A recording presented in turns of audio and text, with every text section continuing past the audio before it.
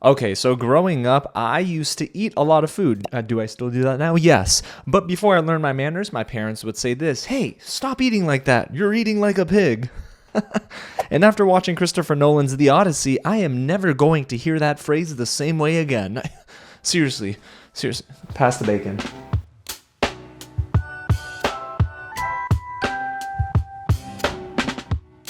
What's going on, you guys? James here with another real review, and today I'm giving you my spoiler-free thoughts on The Odyssey. This is a film that I have been eagerly anticipating for 2026, simply for the fact that, yes, it is Christopher Nolan, and he hardly misses. He missed with Dunkirk, but that was about the only movie I can think of in recent memory that he missed with. But The Odyssey does hit theaters this weekend, July 17th, in various formats. And I mean like various formats. Your boy saw it in 70mm digital print, so it was like a 2:1 aspect ratio. The audio mix wasn't great, and the theater was very hot with crying babies, so it was quite the experience. However, this weekend I am seeing it in the 14:3:1 natural IMAX 70mm aspect ratio at my local AutoNation IMAX theater. Shout out to that staff, they're amazing, and I can't wait to see it Friday afternoon. But for this screening, I did see it thanks to Universal Pictures, and I am excited to talk about it because if you missed my out of theater reaction, yes, PSA, I love this movie, and for all of the, I would say racist in my comments, you're probably going to find your way here again, and I just want to say this loud and clear, not sorry.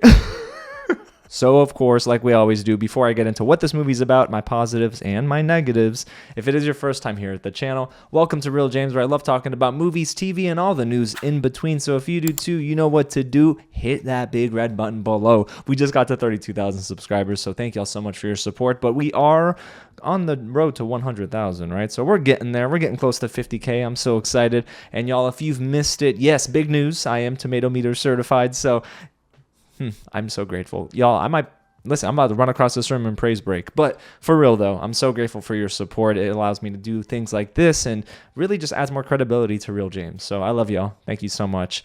So alrighty, enough housekeeping. It's time for, yes, my review of The Odyssey. Again, I'm so excited to finally dive into all of my thoughts because I got a lot of them. If you don't know, this movie is directed by Oscar award-winning director Christopher Nolan. This is his 13th feature-length film, and he brings along with him here an ensemble cast that is quite amazing. Led by Matt Damon, who plays Odysseus, Tom Holland as his son Telemachus, Anne Hathaway as his wife Penelope, and Lupita Nyong'o as Helen of Troy. Side note, she was amazing, but we'll get into that soon.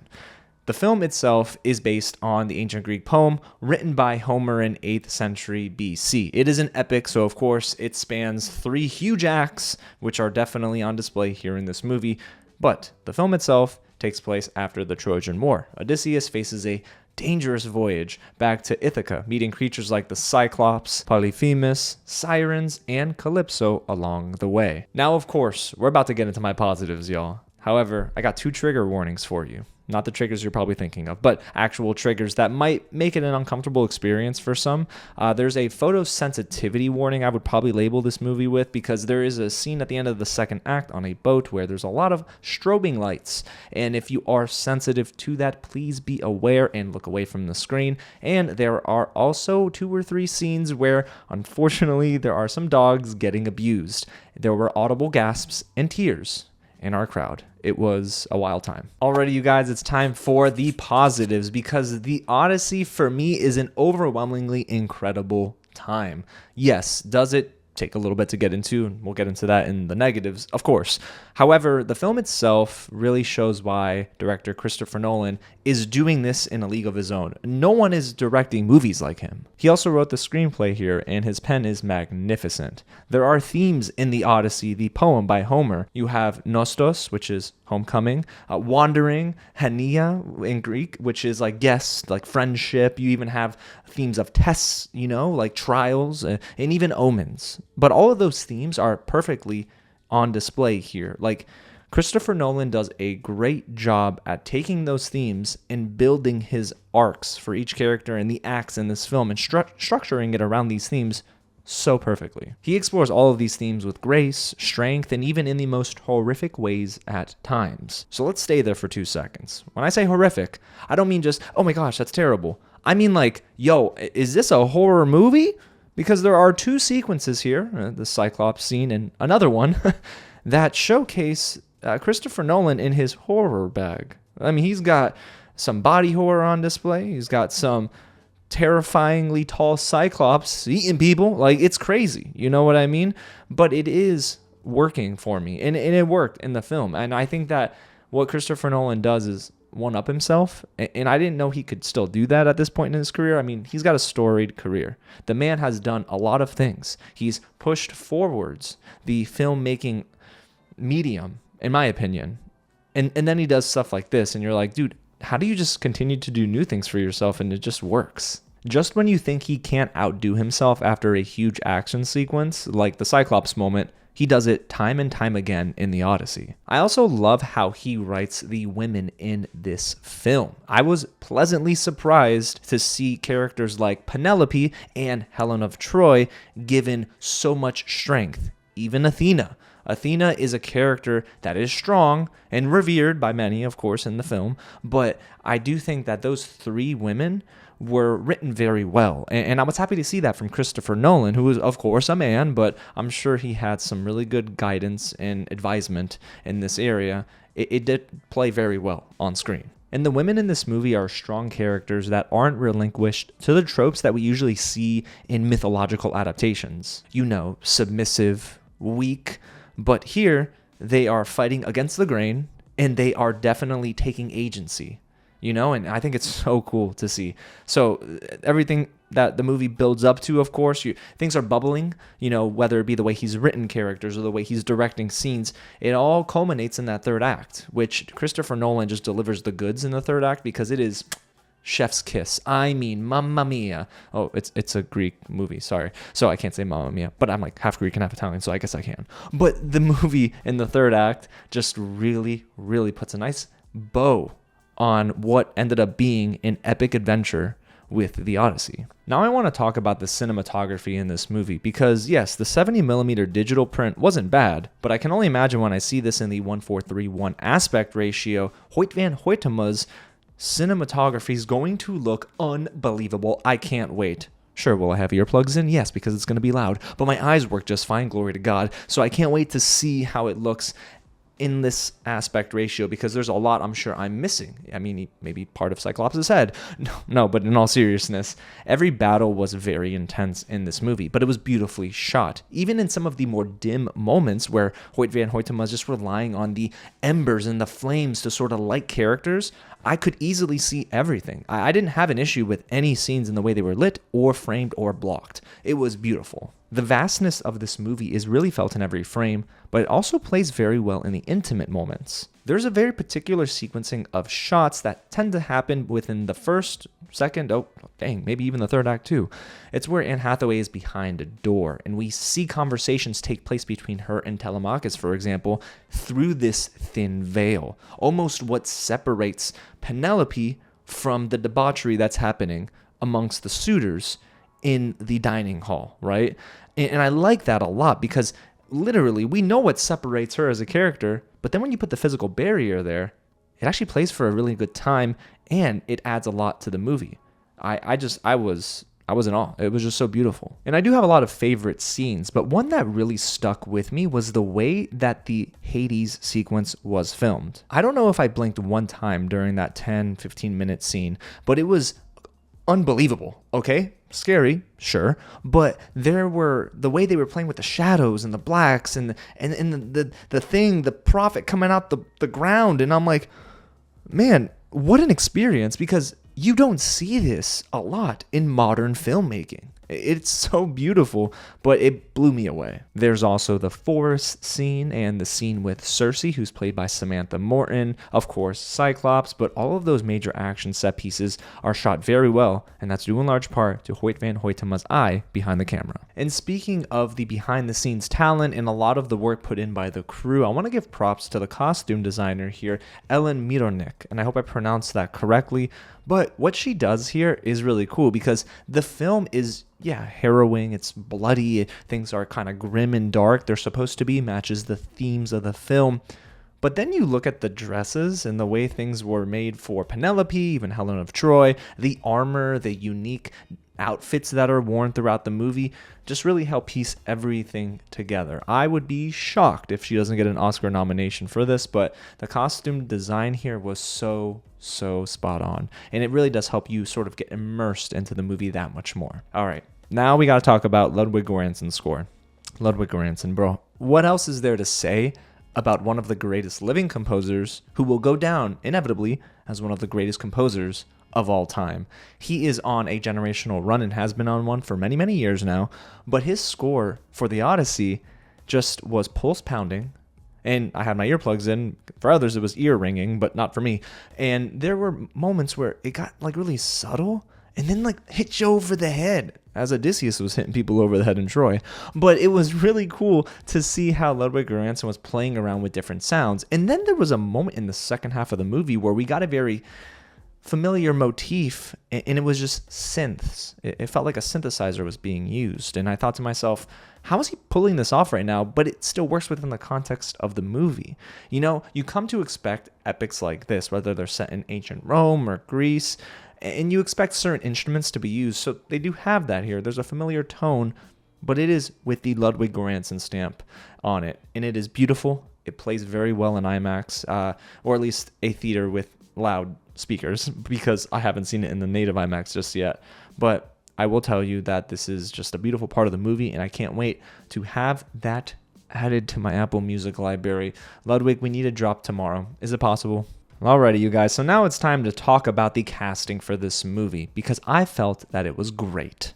Each performer was either good to excellent in this film. I can't tell you there were bad performances. There were some that I thought fell a little bit short of the standard being set by the others, but man, oh man, did this cast deliver. And my favorite performance was from Anne Hathaway as Penelope. She's not just Odysseus's wife. Her strength is found in subtleties as she is trying to navigate this weird moment of her life. She is holding on to the fact that, yeah, I believe my husband's alive, but others are saying, he's dead, remarry. And she's like, but I don't want to remarry. And I don't blame you, girl. You got to just stay strong for your man. I mean, listen, that's a good wife, right?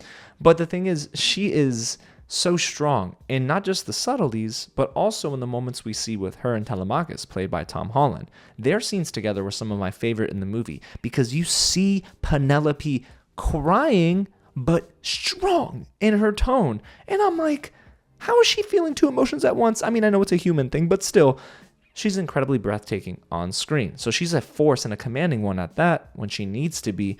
But this is one of her best performances of her career. I don't know if I can say it's her best, because I got to go back in her filmography, but this is seriously one that she should be nominated for. And of course, there are other standouts for me, like Matt Damon as Odysseus. He commands the screen as well, like no other in this movie. His character is fueled, for better or for worse, by the promises he failed to keep, which is a central theme for his character and something he overtly struggles with throughout the film. Now, on rewatch, I know I'm going to pick up on other things that he struggles with, but this is the number one issue in his life, whether it be struggling with remembrance, or maybe it is, I want to save all my men, but how do I do that? And he is just somebody who is being deconstructed as the movie goes on. Starts off as a strong character, whether by story or by what we see, and then over time you're like, man, this dude is strong, but he is incredibly vulnerable right now. And Matt Damon perfectly captures a lot of those wide range of emotions. He's an awesome leading man regardless, but this is a role that I don't think I've seen him take before in his career, and I love it. There's also John Leguizamo as Emmaus. He's the blind farmhand who was loyal to Odysseus and also now is loyal to Penelope. He's likely to get overshadowed a bit on first viewing by many, but not by this guy, because I think already John Leguizamo is awesome, but the arc that we see for Emmaus is really special in this film. He's somebody who, on the surface, looks helpless. He's somebody that gets picked on by the suitors in the dining hall, but the man finds his strength in just knowing the layout of Ithaca, and having been there for years, he uses his experience as his weapon. And I love that Emmaus finds his voice even in his old age as the film goes on, and you begin to love him and, yes, his trusty companion, his dog that I can't remember the name of, but it was cute. and sad. Of course, another standout for me is Tom Holland as Telemachus. I love the way that he brought this character to life. There's this innocent strength to his character and his performance where he encapsulates the exact emotions of a boy longing for his father whom he never knew, while also trying to grow up to be a man and protect his mom and Ithaca.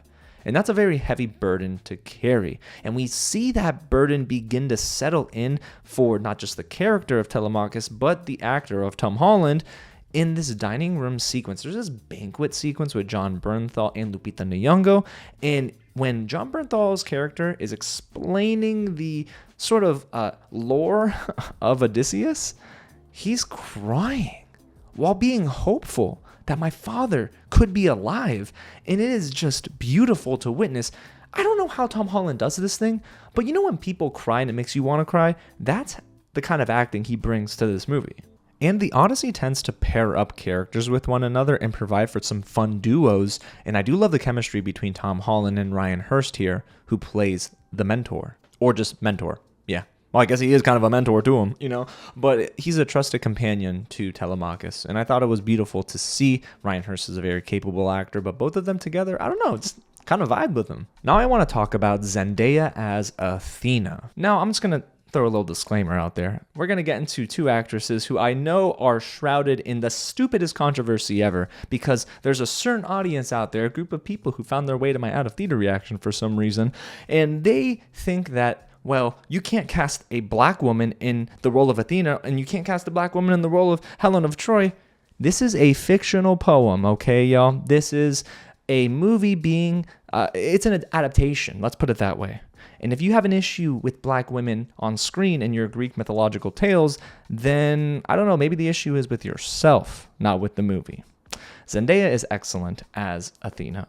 She is largely in a supporting role, sure, but Zendaya continues to prove why she's a heavy hitter on screen. I've loved her for many, many years. I think she's so talented, but she gracefully moves in and out of lines of dialogue, especially with Matt Damon's character Odysseus in this movie. Largely, we see her with Odysseus, of course, but man, oh man, there are some scenes together where you're like, this is crazy. They're hardly saying anything to each other, but I'm feeling all the emotion. The connection built between Odysseus and Athena really does help drive the film forward. And without Zendaya in the role, I just don't think Athena would have hit as hard as a character for me in this film. And that's the same case for Helen of Troy, who's played by Lupita Nyong'o, one of my favorite actresses in Hollywood, a totally capable actress in any role. She's versatile, she's done voice work, she's done animation, she's done live action for just ever, and I think she's awesome as Helen of Troy. Now, is she in the movie for probably a total of 5 minutes of screen time? Yes, either 5 minutes or less. But when she is on screen, there's this pain behind her eyes that you can see, and it is just gripping. And there's a strength to her character as well, because this movie does largely play with the chronology of events. So we hear somebody telling the story of so on and so forth to another person, and then we see it as well, but it's like the previous 10 years or whatever the case. So I love the way that they play with time in this movie, and with Helen of Troy's story, that's the case too. She sort of helps fill in the blanks here, and man, Lupita Nyong'o is great in this movie. I just think she's captivating, and she does an amazing job at reminding people why she is one of the greatest living actresses on this earth. So, yeah, I loved her in this movie, and I really loved what Zendaya did with Athena as well. There's also the duo of Robert Pattinson, who plays Antinous, and Corey Hawkins, who plays his sidekick, Polybus. They both are suitors for Penelope's hand in marriage, but we see them in this dining hall setting largely for the entire film. And I kind of like that they didn't really go outside of that, because they were obsessed with trying to marry Penelope. They're both twerps, though, but they're very good at playing twerps on screen. I thought that they both, of course, are clearly the antagonists of this movie, especially for Telemachus and Penelope, but oh my gosh, did the movie do a good job at letting them play in the sandbox. Robert Pattinson is one of the best actors of all time, and I love the fact that he's in this role. He does it very well. Corey Hawkins, my gosh, that man just continues to just make me happy with seeing him in movies. Every time I see him in a film, I'm just like, dude, I'm so happy to see this guy, and he's very good in this role as well. I just thought that both of them end up, by the third act, just, there's a payoff there. So yeah, you're going to be mad at them, I'm sure. But it was really, really good to see them on screen together. And the last standout for me is Elliot Page as Sinon. This is a soldier in Odysseus' army. And I thought that he ended up delivering a completely somber performance. This is a very important character for the development of Odysseus in general. But there's a heartbreaking moment in this movie because at the beginning of the film, you do see Elliot Page. And then at the end, you see him again. And it's just so cool. Like, there's a nice payoff. I keep saying that, but there's a good payoff here. And I thought that in this moment, in that heartbreaking moment, right, you can hear a needle drop in the theater. My jaw might have been on the ground. I'm thinking to myself, my gosh, Elliot Page, this is a really good performance by you. And lastly, before we get into the negatives, I do want to talk about the VFX in this film. They're shooting on location for the majority of this film, and I actually really loved it. I can maybe count 1 or 2 times where I'm like, the green screen was like, you could tell it was there, you know what I mean? But I actually love what they did with the VFX for Cyclops, the VFX for the sirens, even though they were a little far away, right? They were still there, they were in frame, but far.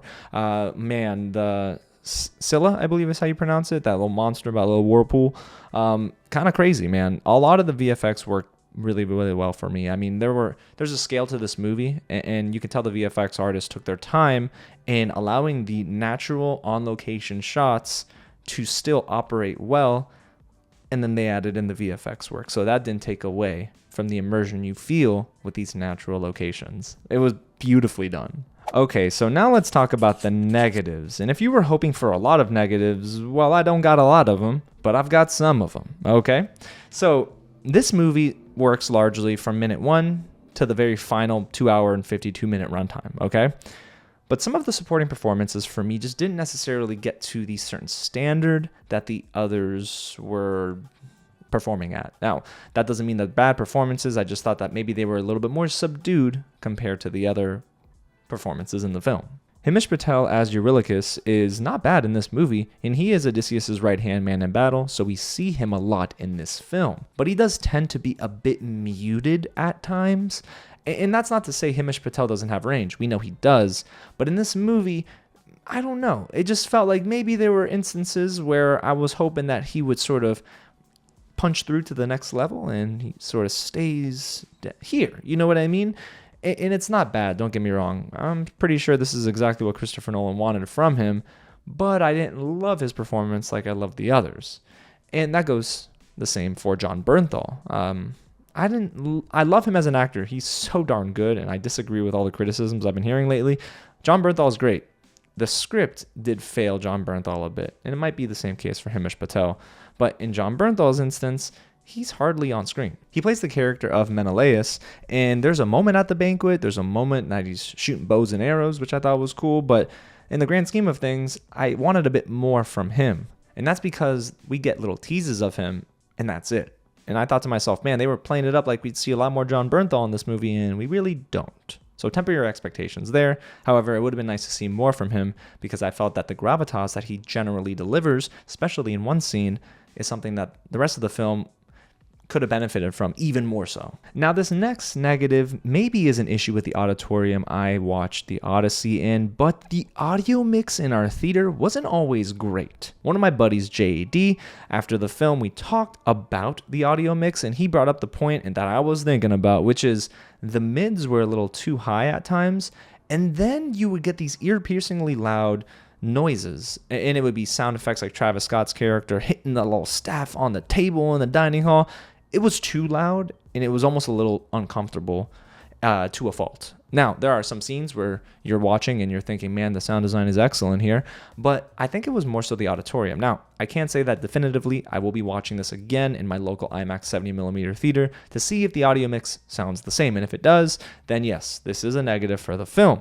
I don't know why they had to go this route if that's the case, but if it's not, then it was the auditorium I saw the movie in, which is a bummer. But overall, you guys, yes, The Odyssey is one of the greatest epic films I have ever watched. It is a cinematic feat. Christopher Nolan does an incredible job at showing time and time again why he is one of the greatest living directors. He is somebody who knows how to capture action in frame, make things feel big, but allow the intimate moments to hit just as hard, if not harder. And that is the case for the Odyssey. There are superb performances here, with Anne Hathaway being my favorite performance alongside Emily Blunt this year in 2026. And listen, I got chills when I was seeing certain scenes, whether it be Tom Holland crying, John Bernthal going crazy, Matt Damon being Matt Damon because he is just absolutely excellent. And I thought that the entire cast here does very well to play off one another. They like riff off each other sometimes, I'd imagine, but this movie is just a lot of action, a lot of horror, and a lot of goodness all in one. Because the Odyssey, to me, right now, is my favorite movie of 2026. It's a film that reminds you yet again of Christopher Nolan's prowess in the film industry. The man is just incredible. He's so good. And yes, I'm confident in saying that this is better than Oppenheimer for me. Now, is it a masterpiece? I will let you know on the second and third viewing, but I am telling you right now that this is a 5 out of 5 movie for me. And I came away with my mind blown, my jaw on the ground, and a lot of good things to say about the Odyssey. So there you have it, you guys. That's my real review of The Odyssey, a film that I loved. But did you love The Odyssey? When you see it, let me know down below in the comments your thoughts. Do you agree with me? Do you disagree with me? And if you do, let's be tasteful, please, because I went through a lot of distasteful comments in my out of theater reaction. But y'all, again, if you're here at this point, hit the big red button below if you haven't already, and subscribe to the channel, tap on that bell, and like this video for more reviews as the summer goes on, because y'all know what's coming up, right? My Avatar Aang the Last Airbender review is going live on July 20th. I've got my Floater SuperCon recap coming very soon as well, and Spider-Man Brand New Day content. So I'm excited, you guys. I can't wait to continue delivering to you my thoughts on film and TV. And again, thank you for your support, for tuning in, and thank you for watching this review. Alrighty, y'all. Well, I'm on the way to get a gyro, maybe go see my yaya and get some Greek food, because some of y'all think I'm a fake Greek, but I'm not. Because you are not the... Anyway, okay. I'm going to go eat some food and enjoy the rest of my weekend. You do the same, guys. Thanks so much for watching. God bless y'all, and I'll catch you at the next screening.